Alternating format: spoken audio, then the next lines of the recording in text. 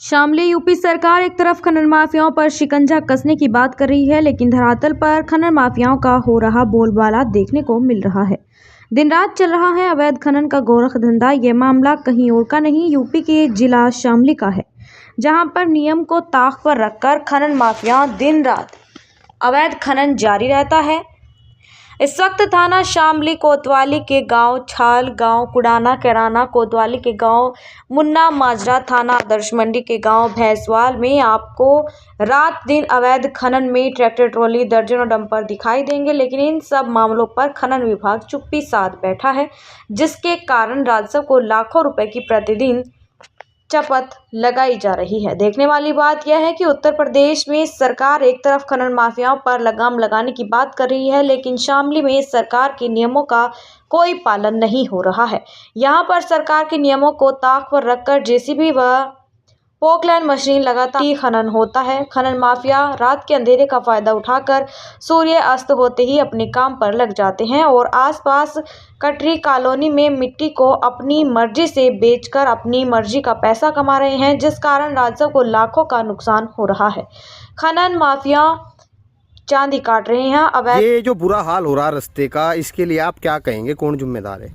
इसके लिए ये अवैध जो खनन हो रहा है जिम्मेदार है।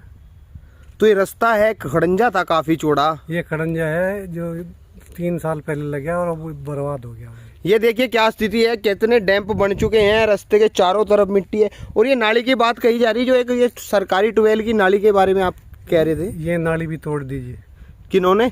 ये जो डंपर चले अवैध, तो इन पर कोई कार्रवाई नहीं, कोई नहीं रोकता इन्हें कोई नहीं रोक रहा जी। तो इससे किसानों को खेत में भी समस्या होती होगी, छोल के लिए इससे बहुत समस्या हुई जी। पशु चारा नहीं खाते, नहीं ये गोला खाते, और गेहूं में भी बहुत नुकसान है इसका। हाँ, ये जो धूल है ये पब्लिक को भी घुसती है, उससे बीमार भी पड़ सकते हैं, स्वास्थ्य की भी दिक्कत है बड़ी।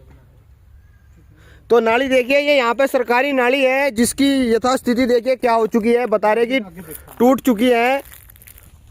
ये देखिए सरकारी नाली का क्या हाल कर दिया है। जो यहाँ पर ओवरलोड ट्रक ट्रोले चलते हैं रात के समय में, यहाँ पे अवैध खनन चलता है, कोई रोक टोक नहीं है, खुले आम ये जो है इनका ये काम चल रहा है। राजस्व की भी लूट हो रही है और जो सरकारी ये सुविधाएं दी गई हैं, ये खड़ंजे बैठ चुके हैं। किसानों के खेतों में धूल मिट्टी उठ रही है, लगभग कई फुट मिट्टी जो है कानून व्यवस्था को ताक पर रखते हुए काम किया जा रहा है। और देखिए ये नाली अभी कई लाख रुपए में जो बनी थी, सरकारी ट्यूबवेल से आ रही है किसानों के लिए, ये भी ये जो ओवरलोड चल रहे हैं ट्राले या ट्रैक्टर चल रहे हैं, उनसे ये जो है टूट चुकी है। इसके लिए कौन जिम्मेदार है? क्या इन पर किसी का शिकंजा रहेगा या ये इसी तरह बेखौफ धज्जियां उड़ाते रहेंगे कानून व्यवस्था की? खनन माफिया दिन रात दुगनी रात चौगनी तरक्की कर रही हैं। मैंने पिछली खबर में सभी खनन माफियाओं के नाम भी खोले थे, लेकिन प्रशासन ने कोई कार्रवाई नहीं की। उत्तर प्रदेश सरकार खुद ही देख ले।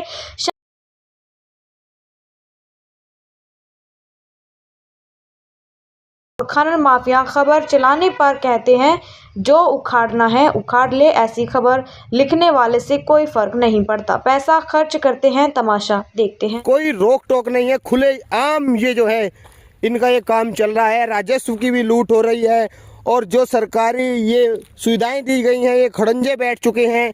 किसानों के खेतों में धूल मिट्टी उठ रही है, लगभग कई फुट मिट्टी जो है कानून व्यवस्था को ताक पर रखते हुए काम किया जा रहा है। और देखिए ये नाली अभी कई लाख रुपए में जो बनी थी, सरकारी ट्यूबवेल से आ रही है किसानों के लिए, ये भी ये जो ओवरलोड चल रहे हैं ट्राले या ट्रैक्टर चल रहे हैं, उनसे ये जो है टूट चुकी है। इसके लिए कौन जिम्मेदार है? क्या इन पर किसी का शिकंजा रहेगा या ये इसी तरह बेखौफ धज्जियां उड़ाते रहेंगे कानून व्यवस्था की?